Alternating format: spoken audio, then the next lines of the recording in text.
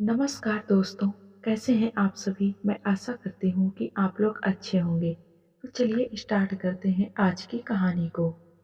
पापा, आप केदारनाथ घूमने के लिए जाने वाले थे। क्या हुआ? कब जा रहे हैं? चाचा जी भी तो जा रहे हैं। माँ भी वहाँ जाने के लिए बहुत उत्साहित थी। आप लोगों का हर साल प्रोग्राम बनता था, पर आप मेरी वजह से नहीं जा पाते थे। अब क्या समस्या है? माँ की तबीयत ठीक है, फिर भी आप दोनों क्यों नहीं जाते हैं? आखिर बात क्या है? कनक अपने पिताजी प्रसाद से बोल रही थी।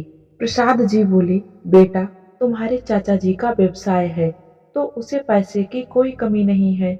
मैं ठहरा रिटायर आदमी, किसी से मदद लेना नहीं चाहता। पेंशन आती है और जो जमा पूंजी है उससे सारे खर्चे चल रहे हैं। तुम्हारे भाई की अभी पढ़ाई पूरी नहीं हुई है, तो उसकी भी जिम्मेदारी मुझ पर है। एक बार ये निपटा लूं, फिर तुम्हारी माँ की ये सारी उम्मीदें भी पूरी कर दूंगा। अगले ही दिन कनक अपने पति गौरव से बोली, मम्मी पापा मेरी शादी से पहले ही केदारनाथ की यात्रा करना चाहते थे। पहले मेरी वजह से और अब पैसों की कमी के कारण वे जा नहीं पाते हैं।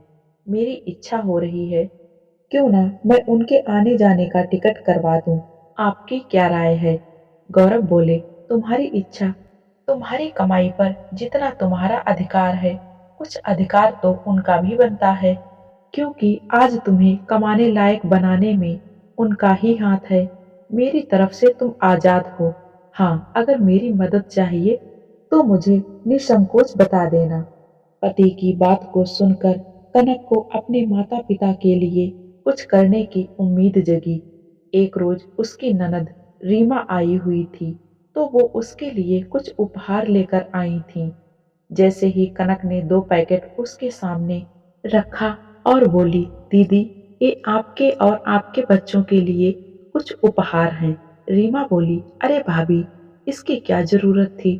पर आपके दूसरे हाथ में इतने सारे पैकेट, वो किसके लिए हैं? कनक बोली, माँ और पापा केदारनाथ की यात्रा पर जा रहे हैं, तो उन्हीं के लिए कुछ खरीदारी की हूँ। कनक की सास बोली, उनके जाने का टिकट हो गया क्या? वे तो बोल रहे थे कि इस साल जाना नहीं हो पाएगा, क्योंकि बेटे के पढ़ाई का आखिरी साल है, तो बहुत खर्चा होगा। कनक बोली, हाँ वो तो है ही। मैं सोची उनको तीर्थ करवा कर मैं ही पुण्य कमा लूं, तो मैंने उनके आने और जाने का टिकट करवा दिया है। कनक की सास बोली, बहू, तुम्हारे मायके में क्या कमी है जो तुम अपने पैसे वहाँ खर्च करती हो? यहाँ मेरा बेटा दिन रात मेहनत करता है और घर की कमियों को पूरा करता है। हाँ, मैं ये मानती हूँ कि तुम भी कमाती हो, पर अपनी कमाई तो तुम मायके बालों पर ही ज्यादा खर्च कर देती हो। वैसे भी बेटी की कमाई से मायके वालों को कभी भी उम्मीद नहीं लगानी चाहिए। कनक बोली, मम्मी जी, उपहार देने से कोई किसी की कमियों को पूरा नहीं कर देता है। उपहार सस्ता हो या महंगा, वो देने वाले की औकात नहीं, बल्कि उसका प्यार दिखाता है। जब एक लड़की ससुराल वालों की उम्मीद पूरी कर सकती है, तो अपने माता पिता की उम्मीदों को क्यों नहीं पूरा कर सकती? आखिर माँ बाप बच्चों से ही तो उम्मीद लगाते हैं। रीमा बोली, भाभी, आप अपने भाई, माता पिता और अपने मायके के रिश्तेदारों का कितना ख्याल रखती हो। हमें भी तो आपसे बहुत उम्मीदें हैं, पर वो तो पूरी नहीं हो पाती, और आप रहती मेरे मायके में हैं और उम्मीद अपने मायके वालों की पूरी करती हैं। इतना कहकर वो हंसने लगी। कनक मुस्कुराकर बोली, दीदी, देखा जाए तो ये मेरा भी घर है।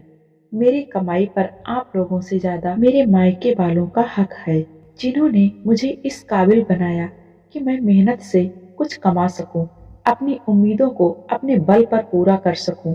इतना कहकर कनक रात के खाने की तैयारी करने के लिए अंदर चली गई।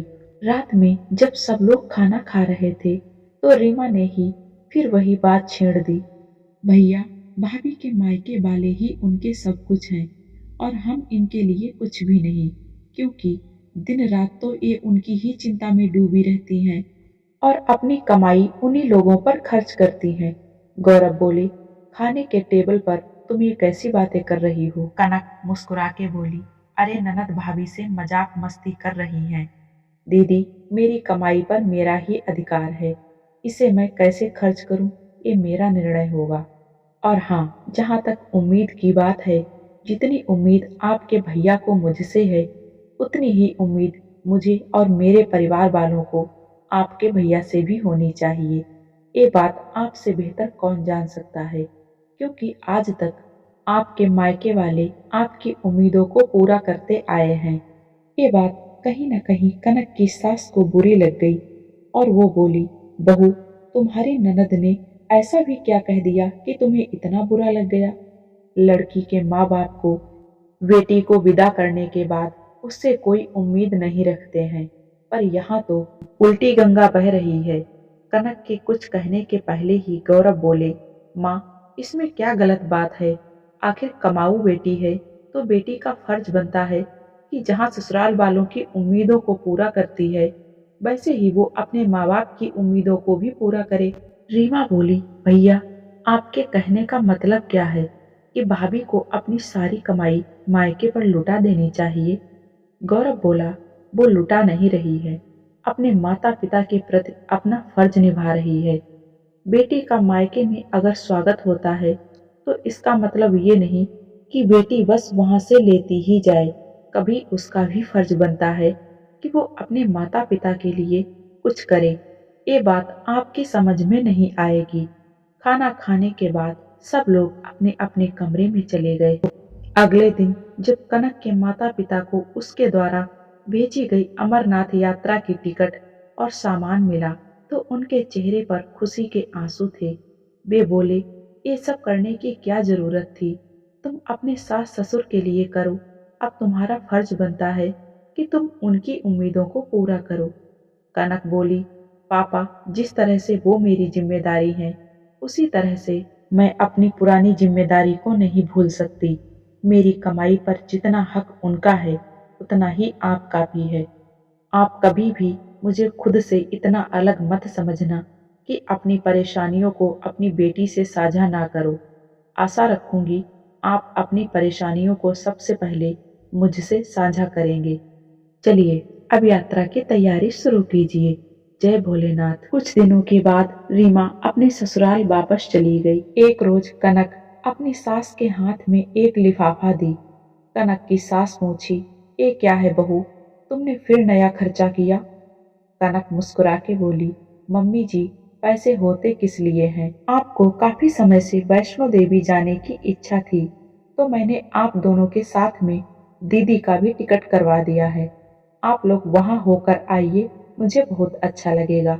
इतना कहकर कनक अपने कमरे में चली गई। उसके जाने के बाद गौरव अपनी माँ को बोला, माँ, जितना वो अपने माँ बाप के लिए सोचती है, उतना ही आप लोगों के लिए भी सोचती है। उसकी कमाई पर जितना आपका हक है, उतना ही उसके मायके वालों का भी है। और पैसा तो आज है, कल नहीं। ये रिश्ते जो हमेशा अपने साथ रहते हैं, तो इस बात को हमेशा याद रखिए कि बहू की कमाई पर ससुराल के साथ साथ उसके मायके वालों का भी अधिकार है। कनक की सास को अपने व्यवहारों पर बड़ा अफसोस हुआ और खुशी हुई कि उनकी बहू जितना अपने माँ बाप के लिए करती है, उतना ही उन लोगों के लिए भी सोचती है। उन्होंने सोचा अब उन्हें अपनी सोच को बदलना होगा। बहू को ढेर सारा प्यार देकर वो भी माता रानी के दर्शन के लिए तैयारी करने लगे। देखा जाए तो एक लड़का हो या लड़की, पैसे कमाने के लिए लायक उसके माता पिता ही बनाते हैं। बाद में उसकी खुद की मेहनत होती है। लड़की के विवाह के उपरांत लड़की अपनी सारी कमाई अपने पति और ससुराल वालों पर खर्च करती है। तो क्या उसकी कमाई पर उसके माँ बाप का कोई अधिकार नहीं होता है? ये कहानी आप लोगों को कैसी लगी? प्लीज अपने अनुभव और विचार कमेंट में जरूर बताएं। मिलते हैं एक और नई कहानी के साथ में। तब तक आप लोग हंसते रहिए, मुस्कुराते रहिए और हाँ, प्लीज चैनल को सब्सक्राइब करके वीडियो को लाइक जरूर कर दें। Thank you.